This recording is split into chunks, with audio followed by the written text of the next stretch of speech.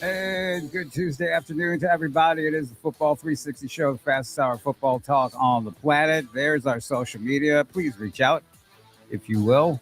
Tell your friends, tell your neighbors. You have a question, go ahead. JP Rock MO on X, JP Rock Scout U on Instagram, and Elite Football on X, Elite Football Academy on Instagram. I am JP Rock. He is Matt Bierman. How you doing, Matt? Doing great. It's actually a balmy Tuesday afternoon comparison to I the tell you weekend. what, the weekend was brutal. It was brutal, and so I have to tell you about my adventure Oh, yeah? Saturday. Oh yeah, did you? Oh yeah. You tried to make it to the Mizzou game. Not good. Not good. No, it was bad everywhere, and it really kind of caught everybody off guard. And I don't want to, dump on the other people like the referees or Yeah. anything. But that but 70 corridor. I do. I mean, it kind of came out of nowhere. I had phone calls from people saying, "Hey, like they were stuck, and they took 4 hours to get there."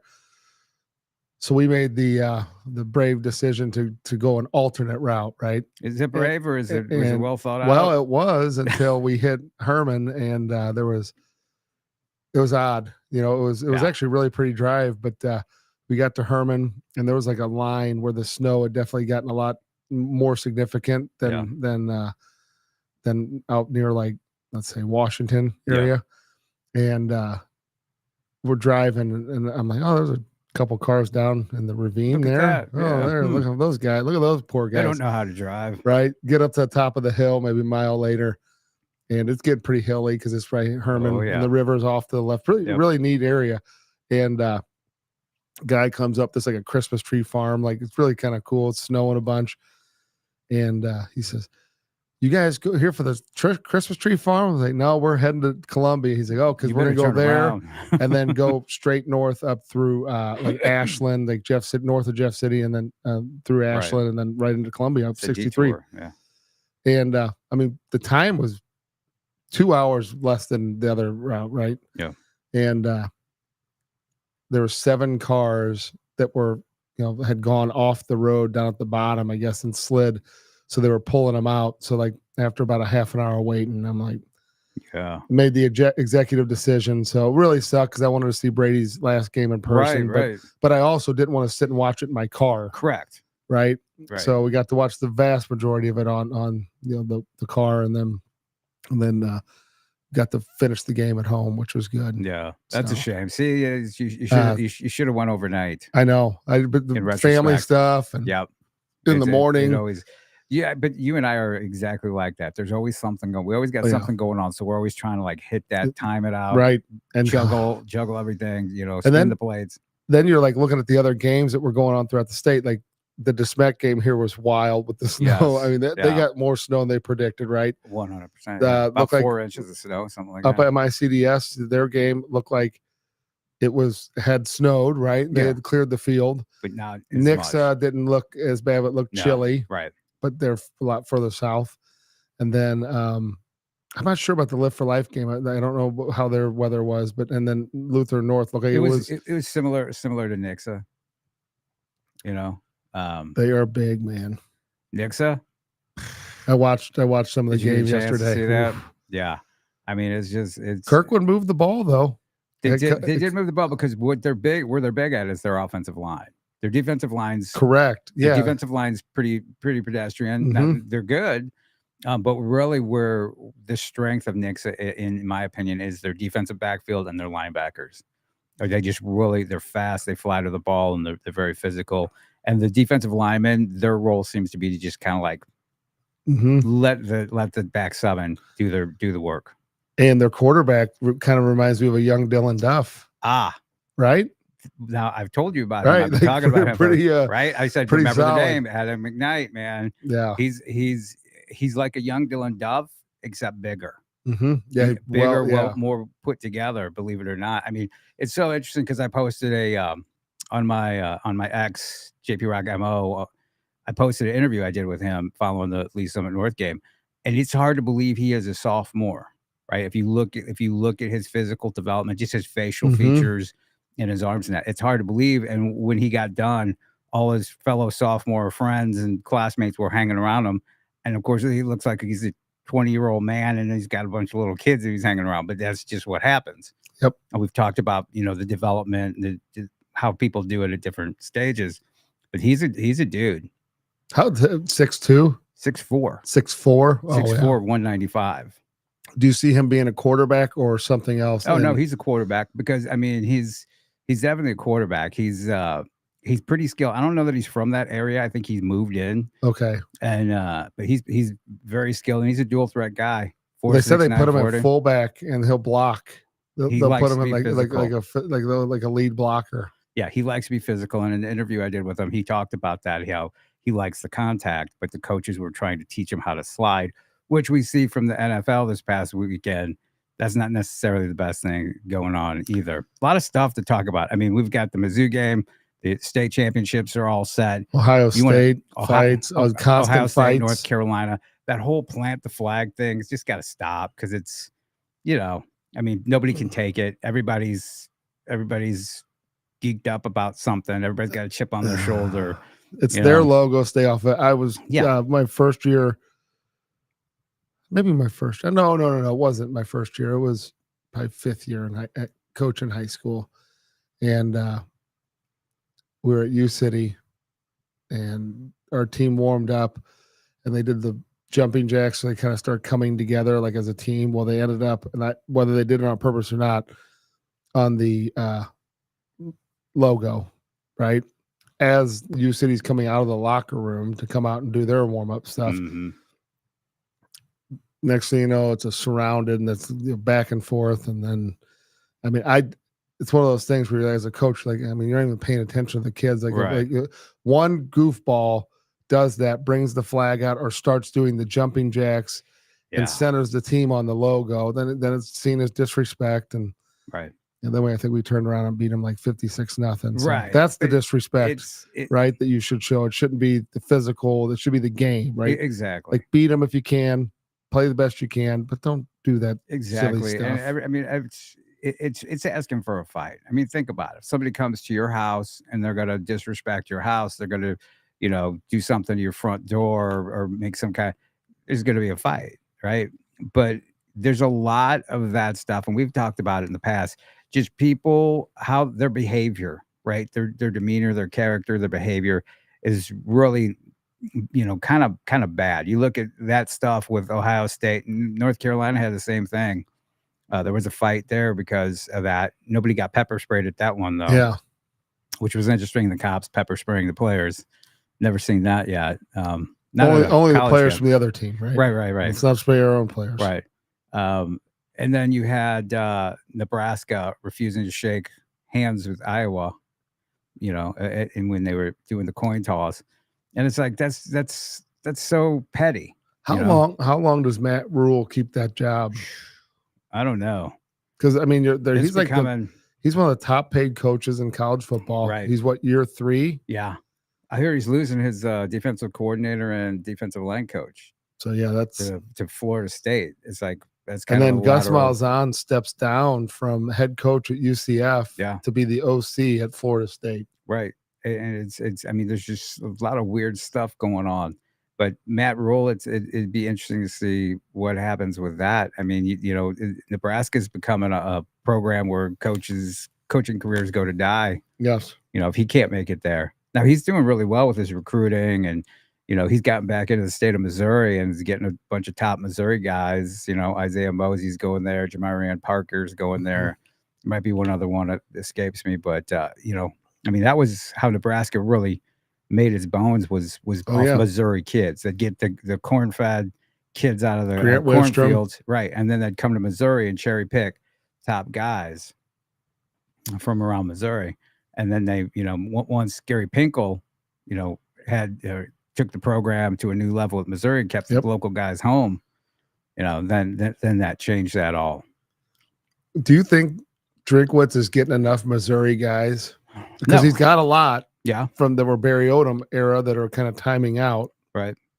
No, I don't. I mean, I think he's getting enough, and you see that being a 9-3 season. It's pretty good. That's nice. Would they have 10 last year? Mm-hmm. It's nice. you're going to have a big difference next year. You don't know what you really got next year. I mean, when you look, taking it back to Brady Cook, I mean, think of these close games, right? What's the difference between Mizzou losing those games and winning those games? Brady Cook. There you go. So he's not there next year. You're going to have a whole new thing. Luther Burden declared for the NFL. He's gone. So you figure you did get an elite player, right? And, he helped you, a 10-win and a 9-win season. Now you start over. And you're losing Cook. Yeah. One of the running, Marcus Carroll, I think, was a senior. Yeah. Mm-hmm. Transfer. Theo Weiss, gone. Yeah. Mookie Cooper graduated. Yeah. Luther Burden, gone. I mean, that's all their offensive production. Right. So what would have been nice was if you were able to have replaced them with an Isaiah Mosey, a Corey Sims, a Dier Hill. Yeah. Guys like that. A Jeremiah Love. Aeneas Williams. Yeah. Just saw him, score 58. JP, I turn on obscure games when we're watching. You see Missouri. So I'm watching Tennessee State. Yeah. I see karate from Brenton, Karate Brenton from Chevalier, Karate Brenton from CBC. I thought I was having a stroke. He had 3 touchdowns, I think, in the game. I'm watching. He's doing great. He was always a dude. I mean, just you turn on the game, you watch Jeremiah Love hurdling people. Yeah. I mean, there's St. Louis kids making plays all over the place. All over the place. And you think about what if. Right. Right. And you can't help but wonder. I mean, and I think it's pretty fair to say what if would be if you're winning 9 or 10 games, getting the number that you're getting. I think if you're reeling in the elite guys, right? But here's the crazy thing, JP. I still, for the life of me, I think Odom had a pretty good grasp on it because he communicated with people that were in the know, and he did not take a lot of fluff, right? And I think there was times in Pinkel's era where he had some coaches that took some fluff from. They had some people, some street runners that would give him names, and this is the guy. Could do a whole show about that, right? And then I think Odom kind of squashed some of that. Yes, not all of it, but some of it. But again, it's politics, right? So you have. And again, if we ever go back and do that, man, there was a lot of politics going on amongst his coaches as far as, well, how come I'm talking about like, well, how come I'm not considered this guy, or how come I'm not this, or how come you don't like my guy? I mean, that kind of stuff. Well, yeah. And I remember having a conversation with someone that was early in Drinkwitz's tenure, and I'd known him for years, and he had recruited the area, but he had never had to recruit it as University of Missouri. He was right. Other schools, right? Coming in and picking up good players out of our area. And he's like, what in the hell is going on in this place? He's like, I had to go to a meeting. He's like, I'm with a bunch of coaches. And he's like, just the arrogance of some of these guys, like telling us we have to take these guys. But then also like looking for favors and stuff. And he was like, the guy was like, I've been all over, I've recruited all over the country. Yeah. And I've never gone to a meeting like I went to a meeting when people are like, demanding certain things. And he's like, but then you're looking at the kids they're giving you, and you're like, it's not going to get us move the needle. Right. And so, I remember talking to him about it, and I said, look, the reality of it is there's certain people, if you listen to, like, there's a connection to the reality of who people are and what they are. And sometimes in our area, there are unbelievable athletes, but sometimes there are kids that appear to be better than what they are based on who they play and what they're allowed to do in that system. Right. And there's kids that we've seen go to Mizzou. There's kids that have gone to other places that are phenomenal athletes here that look like can't miss. But if you took a big step back, you would realize they're just like an advanced JFL player, like an advanced junior league player. That's like, see, I don't believe in can't miss prospects. No, that's not a thing. No, because I've seen it too much over the past 20 plus years. Mm-hmm. There are guys who were number 1 guys in the country who missed, right? 100%. So it's that's why everybody's a prospect, right? Everybody's a prospect, no matter who they are. And there's a whole bunch of prospects that are becoming prospects again that are now in the transfer portal. And there's varying levels. Missouri is really unique. St. Louis is super unique. I mean, just like you said, the horse trading, you scratch my back, I'll scratch yours, the infighting, amongst coaches on various levels. Not everybody's pushing in the same direction to elevate what's going on football wise. Everybody's. I think some of that comes from, and I'm sure there's different levels, but like I was looking, for instance, the top salaries of the top, I think it's 6A in Alabama for their coaches. And, they give like a readout of what these guys make. And I think number 10, highest paid coach was like at $140,000, right? And then it goes on up the chain. I think the top guy was like $225,000. And so, and that's their profession, right? They coach, and then they have some other, position within the school, right? Yep. And I think that drives a lot of like the professionalism, right? Whereas, we have a lot of people in our area that are, we have our teachers who teach, and then they also coach, right? They got into the profession to, impact kids and the classroom and on the field. But then by and large, we have a large population of non-teacher coaches that filter in for a variety of reasons that have different backgrounds, which I think could be really good. But the pay is not what it is. So like there's people that have freedom in their schedule. It's one thing to be a multimillionaire and have freedom in your schedule, or a police officer that has X number of days off, X number of times out throughout the year, whatever that might be. But if you have freedom because maybe you're not making the best decisions, and you have freedom just because you're, kind of haven't matured, but football seems like a great way. I have a problem with that because that's kind of a hanger on. I want the best people I can find to be around my kids. And I will tell you, there's a huge rub between the middle school programs and a lot of the high schools. And someone said this to me one time, and I thought, yeah, you'd be hard pressed to figure that, to lose that argument in court.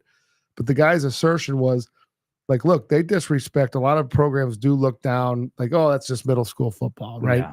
But the reality is, the NFL doesn't look at the college and go, oh, that's just college football. Right. And college football doesn't look at high school and go, they suck. They're just in high school. Mm-hmm. But in high school, they do look at, a lot of people do. Yeah. And they look down on middle school football. But the guy was talking about, he said, look. Well, just silly at your feeder program. Well, yeah, from that perspective, yes. But he's like, look, the vast majority of the men that I've been involved with over my number of years of doing junior football are professionals. A lot of them are business owners. I mean, I've worked with some guys that are pretty successful, guys that own their own businesses, engineers, product designers, people like that, professionals.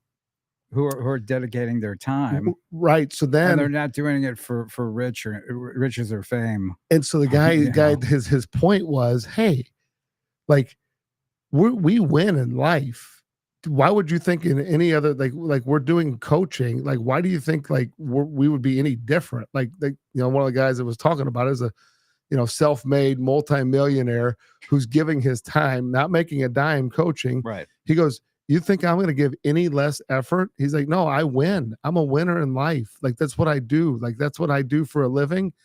And why would I not do that with these kids? Right. Yeah. And so when you hear that, and then you face the reality of a lot of staffs in town are guys that are let's say maybe not gainfully employed, that are also spending their time coaching our kids. It is there's a rub, and I know people might not want to hear that, but the reality of it is not every junior football staff is great. I'm not saying that, and not every high school staff has unqualified people, but there's enough in our region because of how they pay the coaches, right? The people that are teaching and coaching, that's what it always comes down to, right? Yep. And it does. So, I do think that there's probably room for improvement, but I don't know how you fix that, because there's probably a severe shortage of male teachers, right, in the buildings. and getting people in there that want to spend extra time and work for probably not all that much money for what they're getting out of their time. So there's a battle, right? Yeah. It's a battle. Yeah. Back to the Mizzou situation. It really is a lot of its personalities, a lot of its mindset, and the players locally really feed off of that, and so a lot of what holds them back is the perception of Mizzou, the perception of a particular coach, the perception of it being big time, especially when they go other places. And Mizzou's doing everything it can to try to elevate itself and keep up with everybody. Yeah. But they just need to make that next leap, that next jump. You not only need to be 9-3, 10-2, but you also have to provide what people want, So you got the winning part down. Now you got to be what going to draw people here. And with some of the big time guys, I've just heard that no, they just don't like the feel of what's going on at the program as far as, who's leading it and personality things. Well, kids talk too and stuff. Absolutely. That I think that is probably. And so when they hear that from somebody else who's considering it, and well, where are you going? Well, I'm going to Oregon. Well, what do you think of here? Well, no, man, this, and this. Then they'll listen to that. And I don't know how you fight that. Well, right? I mean, you got to just build a really better mousetrap. You do. You have to get. I'm telling you what, it's really threading the needle. You're almost looking for perfection at Mizzou. So this is why, if you're winning 9-10 games a season and going to good bowl games, you should be very happy. Heck yeah! Everybody would love to win a national championship. Only one team does. Everybody wants to be in the playoffs, but man, you have to be close to perfect. People don't understand how difficult it is to win on any level, much less correct at a high level like that. So you're going to need a really top flight coach who guys want to play for, who has staff who guys want to play for. The surroundings of kids want to be there, and you have to win, which is not an easy mousetrap, as you say, to build. But I do think there's a level of cynicism with the Mizzou fan. There is. That is probably they don't know how to fan. It is a little it's detracting a little bit because I think local kids see that and they're like, So it's interesting. So like the other day, did you watch the Georgia Tech game? Yeah. So Carson Beck was not having a horrible game, but not his best game, right? Mm-hmm. He had a couple timely picks. So my wife is watching it and she's like looking at stuff on Instagram or she's like, it's really crazy. She's like, there's not a ton of like negative comments about him. It's all about the team, what they need to do in game, right? And this is like a battle, right? And they shouldn't be losing to Georgia Tech. Right. But her point was, if same time, if Mizzou is struggling or within 7 points up or down, they are personally attacking players on our team. Players, coaches. We had that incident with the television guy who drink called out. Yeah. I mean, it's crazy. Yeah. And that's why I say about not knowing how to fan necessarily, because you have those situations. Look at Brady Cook. Look at what Brady Cook's been doing. We don't need to go over it again because we've gone over it. You could spend a whole show the entire year. But you have that. You'll have fans who, if a local kid decides at another school than Mizzou, I hope you break your leg. I hope you, it's like, okay, so wait a minute. What other players are going to see that and be like, oh, well, I want that guy to be the fan of me. Yeah. Right. I mean, all this stuff goes into it. It's deeper. So I do think, like, I think you got to be conscious of, maybe that's part of the issue with being the show me state, right? So people are very like, I don't know.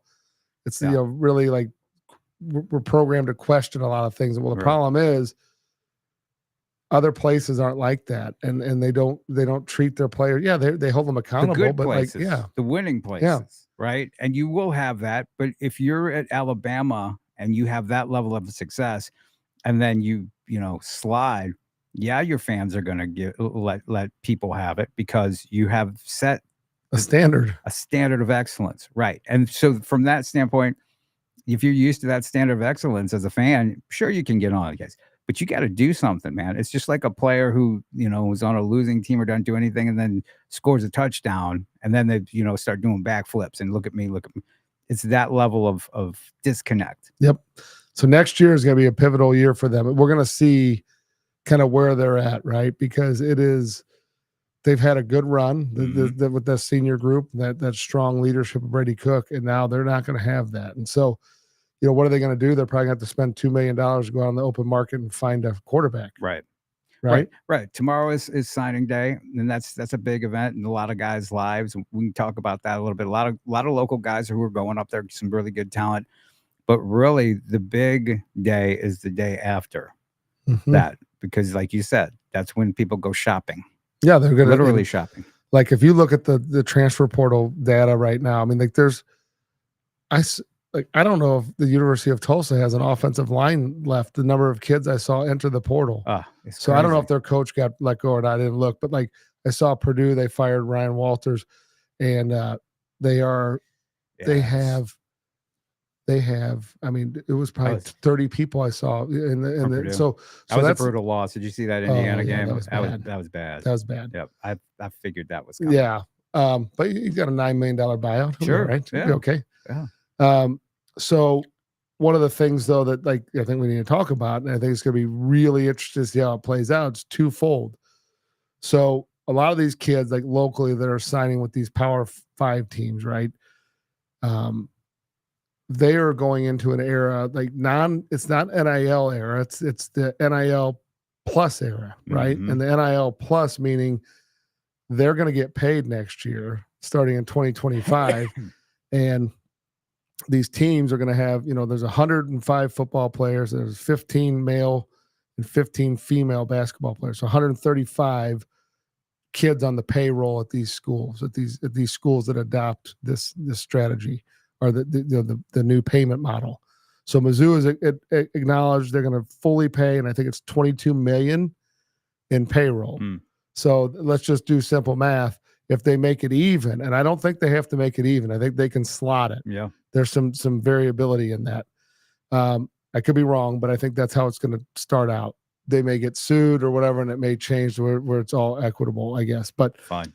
So just at simple math, the Mizzou players are somewhere in the, let's 150 to 190,000.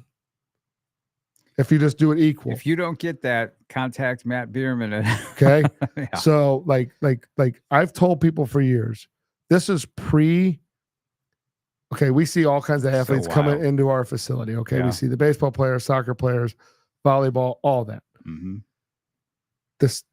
And I've beat this drum for years, and people thought I was crazy because I'm like, look, the one sport, if you're going to spend time, energy, and money on a sport and developing, is football, because it has the largest return on investment. Yeah. Okay.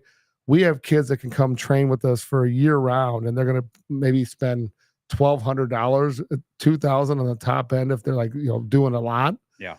And getting the training that they need. Right. So their return on investment before was a full ride scholarship, right? At some of these schools are $60,000 a year. So these guys are getting seems like $200,000 scholarship.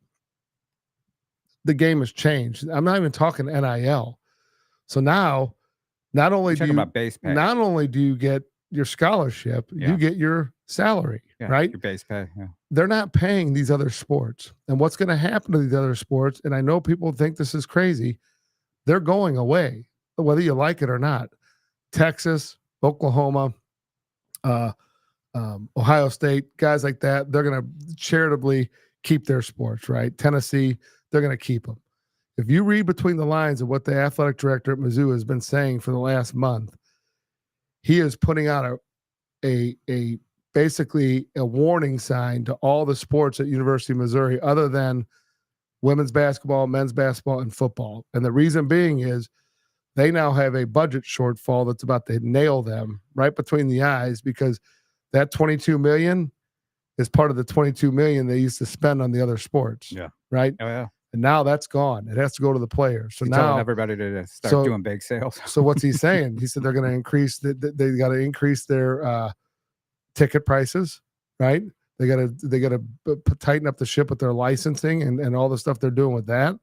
And they have to do better fundraising. Yeah. Right. So those three things, and maybe he said something else, but to me, when you hear someone talking about that and you match it with him saying football is the priority, well, yeah, football is how they butter their bread because that's where the majority of the money comes from. It's not basketball, right? It's football. Yep. So the reality of the situation is they're now forced to pay these athletes the money, serious amounts of money, right? So like a school, like a MAC school, you start looking at their strategy, you're looking at those kids are probably in the range of $40,000 down to $20,000 a year paid by the school, not NIL, right?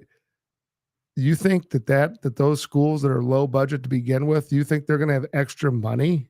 Now, again, a MAC school, I don't know how they're going to make those guys do it because they're outside the Power 4 or 5.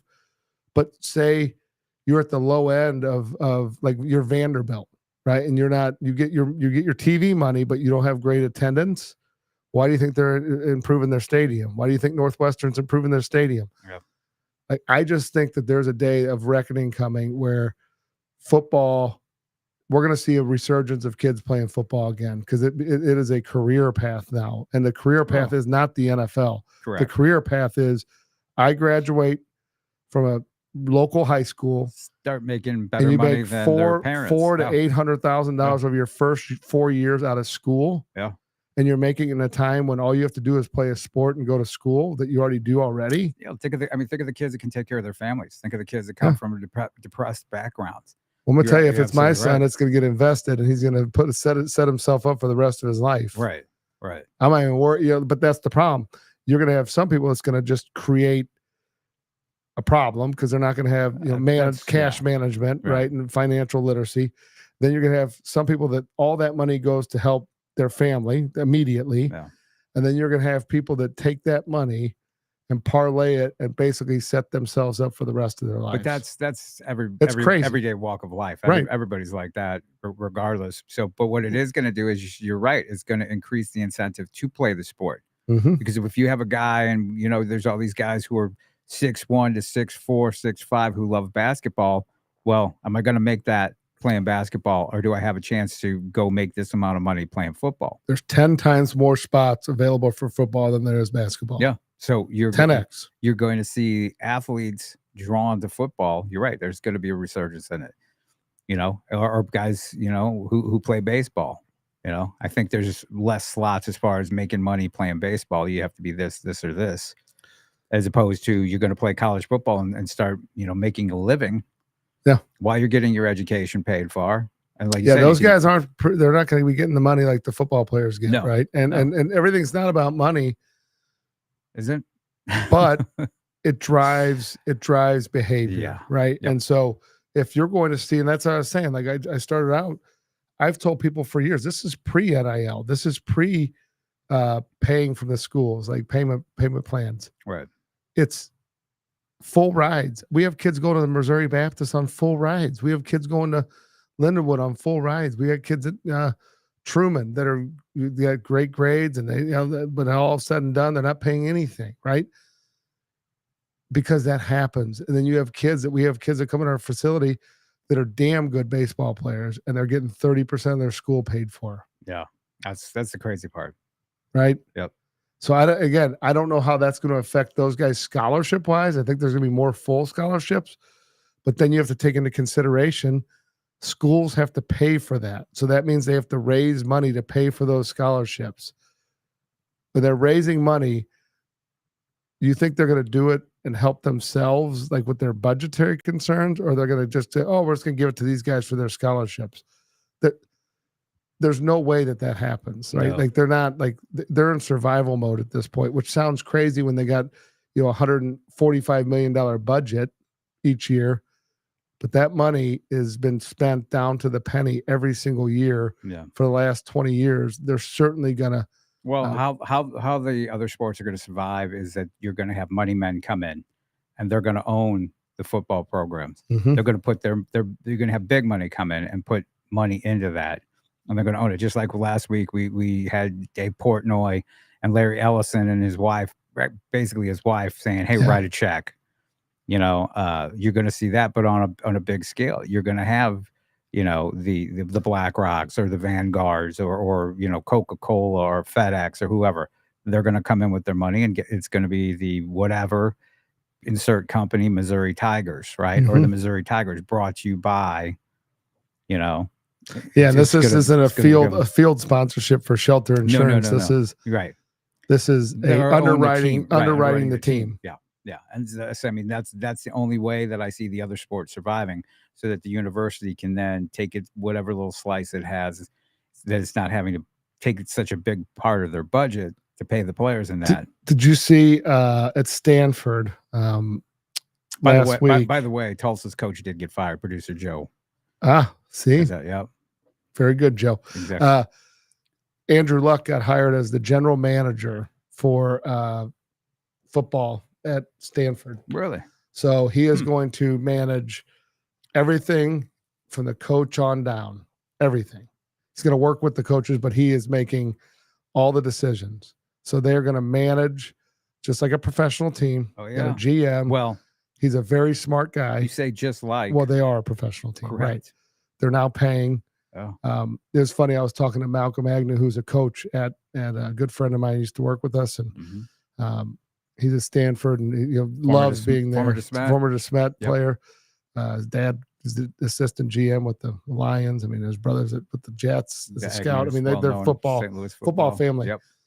But yeah, he was talking about how, the tough thing is when you're like a major academic institution like Stanford, which they are. Yeah. Getting transfers is really hard, right? Because like they meet the standards of the school. They're not just rolling over and letting anybody come in there because they have a standard to meet, right? Right. And so I think that's it's tough getting high school kids in, but I think they're going to be an interesting model because they have to grow from the ground up. They're not going to win by getting a bunch of grad transfers, right? They're going to get some, but they're not primarily where like Indiana, their whole team this year. If you look at it is like if you go to Our Lads, which is like a cool service, you can go to Our Lads and look at the depth charts, and then one of the features is they mark them in light yellow. Yeah, if they're a transfer, and like Indiana's almost entire team is transfers, right? Starts the transformation. Yeah, right. I still struggle with where they are in the polls. They've faced the 105th weakest schedule in the country. It is a little shocking. You gotta come on, you gotta take that into account. I mean, my gosh. You do. I mean, it's not good. Most of the people who do that stuff don't take the important stuff. Yeah. Then if I'm the SEC, I mean, you see it with high school rankings. Same thing. They just do what they do.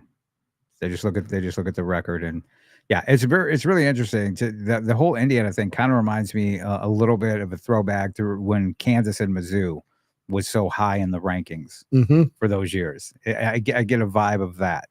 I look at them as being that, just coming out of nowhere, not usually there, but they're having really great years, and so they're getting rewarded with that high of a ranking. Now, depending upon who they'd play in the playoffs, you think they get bounced pretty easily? I think so. Yeah. I mean, again, they beat up on Purdue. Purdue was a wounded dog to begin with, right? The coach was probably on his last leg. They knew it. Beat up on them. They played Ohio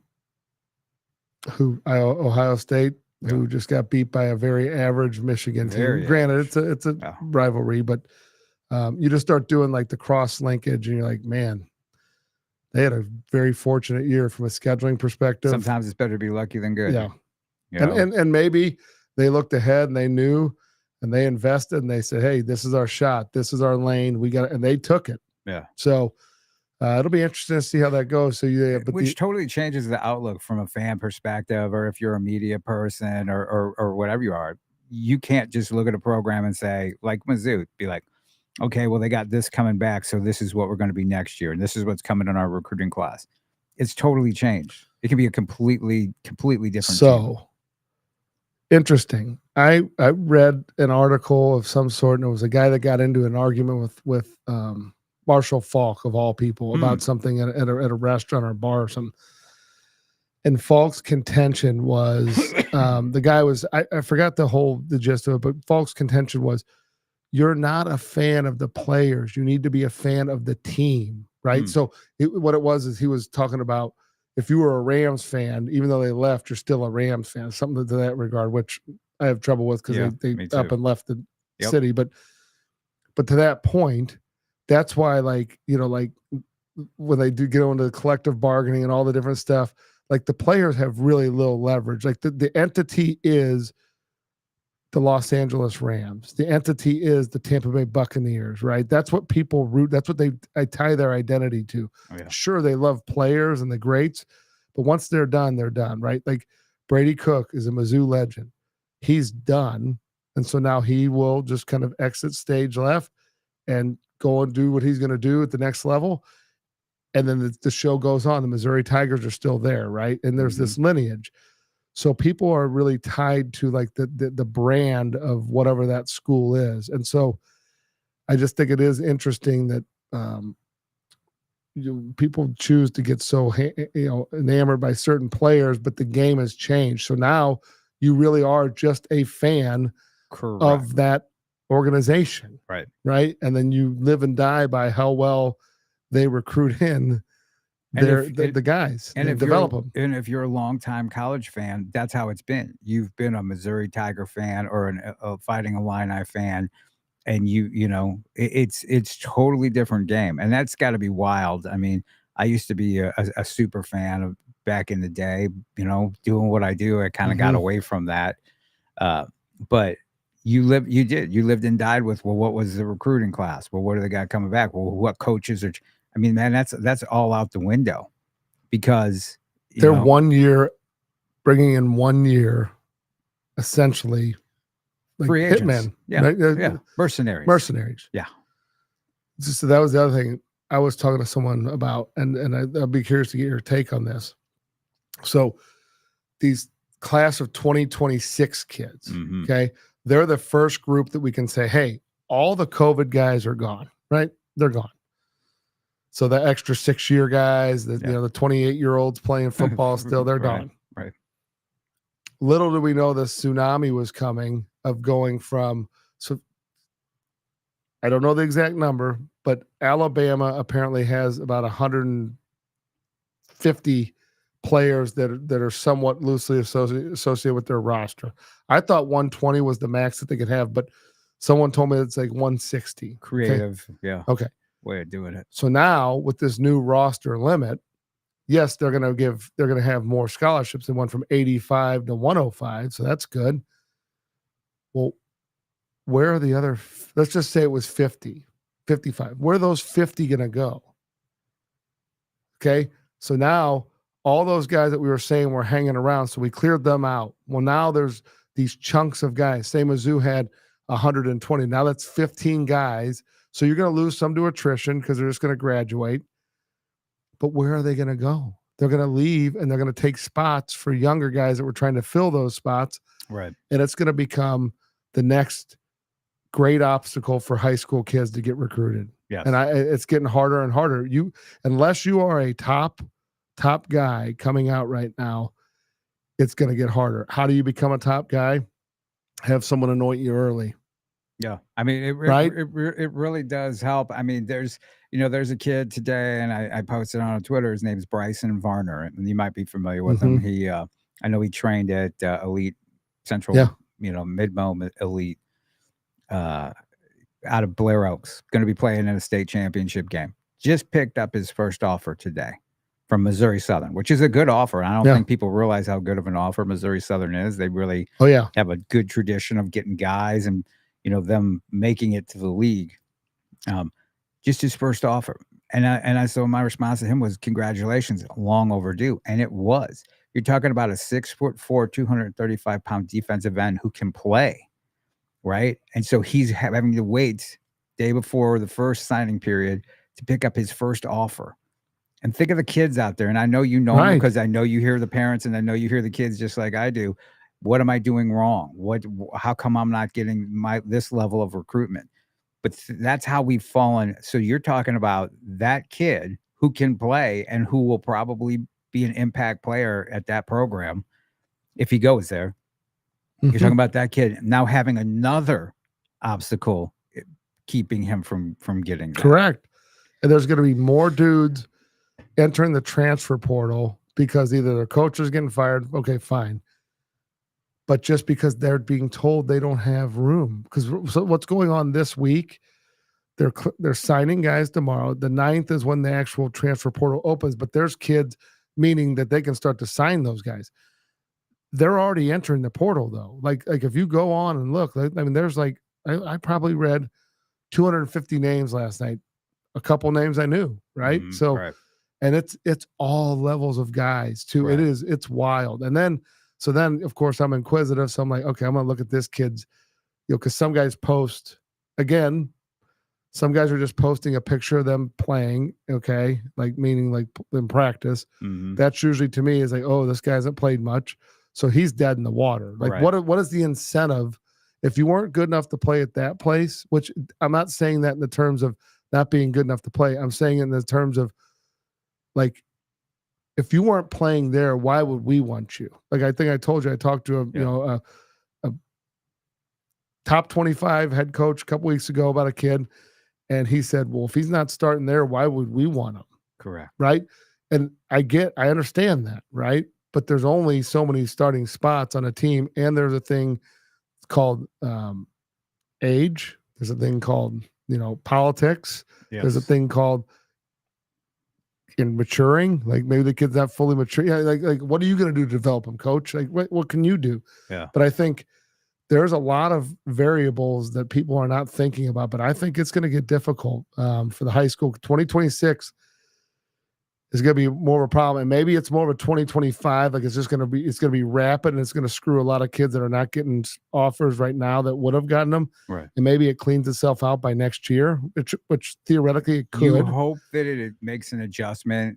The market value is what it's going to do. You're oversaturating the market with players. All right. So they get to buy, they get to pick and choose. Right. So how long is it going to take before that's all weeded out? There's a lot of guys who they're never going to play football again. Right? Oh, there's dudes that entered that are done. Yeah, you're done. And I don't know what you're thinking. I mean, there's some local guys in the state and I see they enter the portal and I'm like, you haven't done anything there. Right. And this is your first year there. And I don't care if there's a coaching 4 years change. left. I got 4 years left in eligibility. I don't care. Yeah, I don't care if there's and they're putting DM me if you want to see some film. I'm like, well, that's not really a good marketing plan on your part, right? But I mean, I don't think kids think that. They just think they're going to throw their name out there and it's magically it's gonna happen. But they don't understand that the market's oversaturated with players, and now it's going to be even more. I watched a kid. How long do you think that's going to take to clean that up before all these guys go by the wayside? A year, 2 years, 3 years? Yeah, right. Yeah, that's what they're going to be told. What's going to happen? They're going to have to go away. But how many guys are not going to go away and just going to want to keep, So I watched a big D lineman from a regional Missouri Valley school. And so he was like the first guy that showed up on my X feed. So I'm like, all right, I'm going to look at this kid. Big, looks the part. I don't even know where he was from. He's not a St. Louis kid. Yeah. And his first rep, so you hear like 3 minutes of film. His first rep, he's like 6'4", probably 280. So again, coming out of high school, how do you compete with that? This is a grown man. Right. Shows like a punt block. So I'm like, okay, cool. Then it shows a couple run stuff plays where he's maybe in on the tackle, maybe not. Yeah. I'm not a D-line expert, but I know what I'm looking at. Yep. Another punt return, like he's maybe half speed blocks somebody, I'm like, oh, okay. So automatically I'm like, oh, he's a special teams guy at XYZ school that won 2 games this year. Right. Okay. So then in my head, I'm thinking, okay, did they tell him he didn't have a spot? Or does he think he's better than where he's at? Because what his film is not showing that he's better than where he's at. His film is showing he's probably not helping, right? He's not helping the program, right? He's not dominant, even on special teams. So then you start to wonder, like, okay, did they tell him, like, hey, we don't have a spot for you? Because he did say in this thing he was a scholarship athlete. Yeah. So he was on full ride. So, okay, great. But that's the problem is like if you have that scenario, right? And I get it. Going to Mizzou or going to one of these Power Fours, you think you have a shot where you think you should be playing and they're about to get paid. That's probably driving a lot of kids' behavior that they want to go get paid, right? The problem is if you've done nothing to build that, that reputation and have that, ledger of stacked plays. Yeah. Like, who are you kidding? Other than lying to yourself and then making a life-altering decision, costing yourself a free education. Right. Or if you're at a Big Ten school, right? Even if your coach does get fired and you're going to throw your name in the portal, you're at a Big Ten school, man. Hold your the horse. water, Yeah, because they're going to hire a good coach. And oh, by the way, let all the other rats jump off the ship. Right. Let the emotion go by. I mean, that new coach might tell you get out of here anyway. But hold your water, right? Keep your powder dry and wait and see. And if you work to impress that. Because if you just went there for the coach anyway, then you went there for the wrong reason. He'll be fine. Like like you said, he's got $9 million at Purdue. Some of these guys got that. It's he's going to be okay. You're going to be out there struggling. You might find yourself, having to play at a directional school in Idaho if you want to still play. If you still want to play, right? And you want to go through that. So I mean, guys need to learn to take the emotion out of it. Seems a little bit like a knee-jerk reaction to me. Coach is fired, you're just there, and you want to enter yourself in the portal when you don't necessarily have anything to offer. So guess what? You haven't realized what the market value is. But we see that behavior locally with high school kids. Yeah, I need to get to this school because this XYZ school because they're winning now, and it's like, well, and the team that they're on is not great. But if you are a focal point of that team, like I got news flash. Yes, they do like teams that win. But they don't recruit teams, they recruit players, right? College coaches are looking for guys that fit what they need. Sure, they go to some schools more than others, but I can name you kids that came out of schools that were not great that have had great careers. Afton football, no disrespect, has not been great. I don't think it hindered Marcus Golden. No, if you're until this year, Gateway STEM has not had a undefeated. They're not a perennial power. Did not hurt Sheldon Richardson. Right. Parkway West had a really storied past in the 80s and 70s, not so much in the 90s and 2000s. Blaine Gabbert just wrapped up a 12-year career in the NFL, made millions of dollars. Right. Again, those guys came from solid programs, but they were great players. Well, and by the same token, you have guys who are on teams that won state championships or will win state championships, who never got to play above JV, who went there specifically because that's the school to be seen at. That's the school you get recruited at. That's the school that's going to help advance you. That's the school that wins championships. They some of them never played it down to varsity. Yep. And they came from schools. They transferred from schools where they were either the guy or going to be the next guy. And so this year was all JV. Wasted. Yeah, all basically because, as you said, you want to get noticed earlier and earlier, right?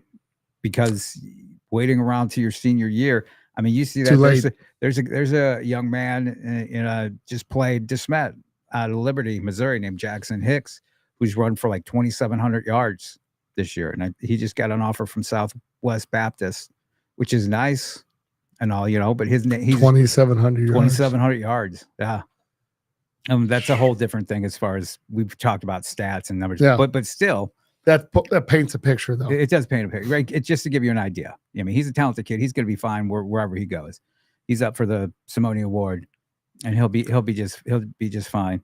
But this was his first full year as a starter. Yeah, this was the year that he was the main guy. So I've been talking to a lot of college coaches about this, and I've asked numerous, and got pretty much the same response early. I've asked, would you rather see a guy play on a championship team and wait till he's a junior to play, or see him on the field as a sophomore playing on a lesser team where he's able to just highlight what he can do, like maybe not a championship level, but a decent team? To a man, they all said get on the field and play. Right. All of them. Right. And all of them said the same thing. They also put the caveat of like, hey, are they going to be, is there someone there to help develop them? That's kind of like, you don't want to play just to play, but you want to be somewhere, even if the team's not great, if they're there helping develop you, if they got some good schemes that are going to develop you from that perspective. And, if you're a rush end, do they have you playing nose, or are you really going to be out the end? You know what I mean? Like stuff like that. But playing at the right position, all things considered, they go play for a team you can get on the field. Right. 100%. And this is what I always tell guys. I'm like, you want to go someplace, you can showcase your ability and your talents. Mm-hmm. Just like you talked about Blaine Gabbert, Charlotte Richardson. They were the man at those schools, right? There's nothing wrong with that. There's nothing wrong with going and being the man at that school as opposed to just being a cog in the machine. If you want to say hold up the plaque and be like, I was on a state championship team, that's great. But, why not be at a school where you can showcase yourself and hopefully bring other people there once they see what you're doing. Bring them to the party. Right. Yeah. But just, being down on the depth chart or playing on your JV team because there's these guys ahead of you that are D1 guys, that just, you're putting yourself behind. And there's a lot of guys who have fallen victim to that. There has. That is for sure. There has. A lot of guys who didn't fall victim to that are signing tomorrow. We'll rattle off some names here. Some guys, Jack Lang and Stephen Mites at Eureka. They're having their signing deal tomorrow. Jack, of course, going to Mizzou. A big get for Mizzou. And Stephen going to Missouri State. Big get for Missouri State. Stephen. FBS. Yeah. Missouri State. Right.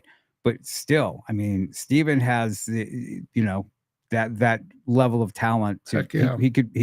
He's a guy I could see go in there, do really well. Which Hudson Lillibridge, by the way, did you see that? Was the honorable mention? Yeah, what a stud! I love Hudson. Yeah, just a fun guy who I did beat in Game of Pig at Elite Combine one day. I'll go to my grave saying that one. I don't care what he tells people, but going to Tulane, winding up at Missouri State, doing well. We always knew he was going to be a dude, but Steven's going to go there, and same thing could happen for Steven. Yep. I fully expect him to have an impact and successful career there. Who knows? Who knows what happens for there? Jack, of course, going to go to Mizzou. Just another elite combine guy.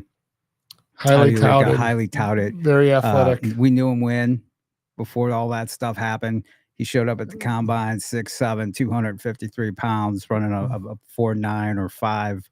I'm like, you run that, yeah. You're that size. I'm someone's coming knocking. Exactly. I know what you haven't done yet, but trust me. Yeah, right. Somebody's going to pay attention to that. Jason King at DeSmet, going to be going to Mizzou. Going to be signing with Mizzou.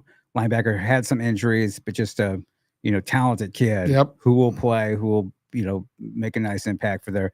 Dylan Duff also going to Kansas State. Signing tomorrow as well. I'm sure I'm going to be missing a bunch of people. I was basically started out with Mizzou, but I feel remiss if I didn't mention Dylan's name. I don't even know if are they having a signing ceremony. I'm sure everybody's doing their thing tomorrow. Everybody is. Not a lot of people are pushing that though. Yeah. In years past, it seemed like it. Dayton Hopkins out at Herman. What a story he is. Going to be signing with Mizzou tomorrow. Stud. Just absolutely stud. Jason Dowell at Althoff. What a team they have. We'll see what happens with that program going forward. Yeah, with some guys leaving. Deer Hill, going to Oregon. I mean, it's just endless. The number of guys. A lot of Carson Boyd going to Illinois. Yep. And some of these names were naming these guys, and you asked about Mizzou. Does Mizzou need more big time players? Corey Sims going to USC. It's an interesting one. DJ Miller going to Kentucky.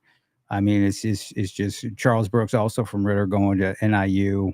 Yeah. And you got Hoyt Greger going to Lindenwood locally. Hoyt and Carter Burdell. Yep, Carter Burdell. Going to Lindenwood. I mean, how about them? Just increasing their program. Jumping to D1, and now the talent's following. You got Preston Brown going to North Dakota State. Preston Brown going to North Dakota State. Steal for them. Absolutely. Gabe Cunningham going to also North Dakota State. Yep. Mike Cunningham going to Cunningham. SEMO. And a lot of these guys have a similar thing in common. What would that be? Like something that's coming up March the 8th. They do. They train. They've all got exposed. at the Elite Football Combine. Correct. That's I mean, a lot of people don't understand like the jumping off points. And we talk about 7-on-7. We talk about different things to do in the off season. You should be training right now physically and then start working on your skills as we get a little closer. And then, you're looking at March, like having your film, everything ready from right now and then preparing and the jumping off part. I mean, I remember having conversation with Jason Love, who's Jeremiah Love's dad, with Mr. Wingo, about Ryan, having these conversations and saying, yeah, your son's about to blow up. Yeah. And they were known to us, soon to be known to the world.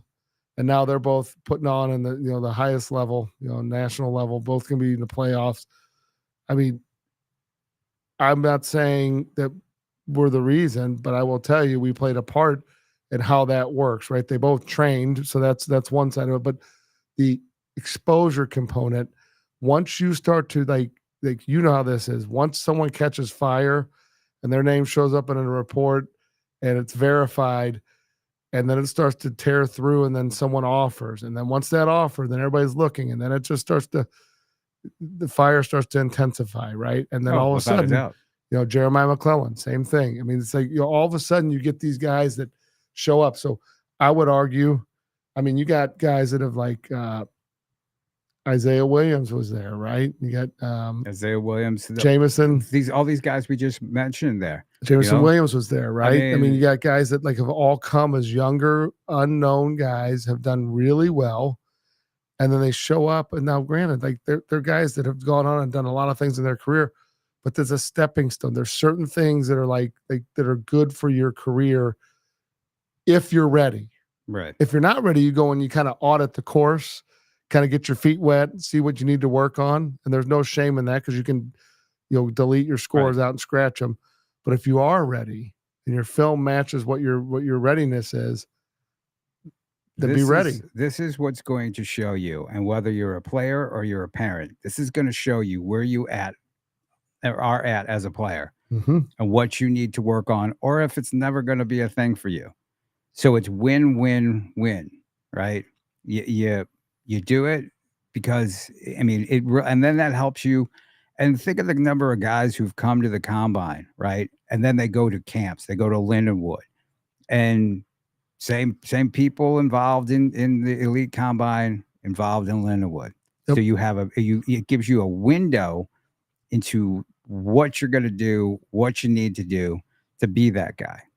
I mean, the numbers endless. There are guys you talked about turning on the TV and seeing local guys. Yeah, that's not a surprise, right? Whether it be at Tennessee, whether it be at Oregon. I mean, think about the guys there. Tion Gray up at Oregon. Yep. There's guys that have done the combine and we have trained at Ole Miss, Tennessee, Arkansas, UNLV. I mean, teams that we're talking about, Oregon, Notre Dame. You're talking about guys that are going to be in the college football playoffs, right? Yep. Like the odds of Alabama, right?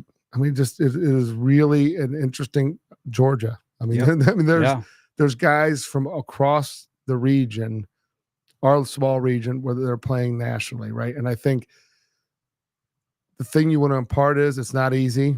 The thing is you want to understand that it's going to get harder, right? The more money is involved, it's going to get harder. But you have to realize there is a pathway. But I promise you, if you're listening to people that are there blowing their own horn and talking about what they do and what they could have done, and this proof's in the pudding. You've helped countless numbers of kids get to that level. We have helped countless number of kids get to that level. The proof's in the pudding. We showed that little video last week, guys in the NFL, right? Yep. And they're talking about our brand on our 7-on-7 side. But if you come in and look at our wall of fame, like it's not an accident. No, let's put it that way. Not at all. So next one's coming up before we get out of here, March the 8th. You have the middle school one coming up. February 17th. And everybody can go find out more information. EliteFootballCombine.com. For both. Yep. And it's great. And I'm sure we missed a lot of stuff, but it is the fastest hour of football. Oh, look at this. I get a text. I won't say from who, but people are I'm getting texts. Thanks for the mentions. See? Parents people are listening. Parents are listening. Absolutely. But and anybody that we didn't mention, congratulations on signing tomorrow. We'll talk more about it, next week, I'm sure, about everybody who's signed and all that. Hey, I got another message here, and I do need to mention it. Fastest kid 2 years ago at the Elite Football at the Lindenwood Combine, 4.4 flat, Jackson Overton. Yep. St. Dominic, freshman of the year. Truman State. Yep, Truman State. Yep. And no his conference. Surprise. And he changed positions. Okay. So he's, he was like a slot, like a running back. Then he's like a slot now. Always was a slot. Guess what? Ah. That's a conference that has churned out guys like Cody Schrader. Yep. Right. Absolutely. That go on. So there are people that are going to be watching that. That's not to say he's not happy where he's at. Right. Correct. He loves what he's doing. But how about that? Yeah. No, absolutely. But the proof's in the pudding. Oh, he's really that fast. Yeah, he is that fast. Yep. He is that fast. Always was that fast. Yep. And we'll expound more on that next week. Because man, we could just go a whole different path on that. And guys who've gone to those schools and Jay, what was his name? Jay Harris. Jay Harris, right? Oregon. Yep. So anyway, everybody, enjoy your state championship games. I don't think it's going to be too cold. I think it's going to be reasonable up there, which is good. Last chance to see them in Como up at Faroe. So get up there and do it, unless you want to make that 4-hour drive from here to St. Joseph, Missouri next year. Yeah. Which would be interesting. And we will talk to you next week. Everybody stay safe and have a good week. Good luck to everybody.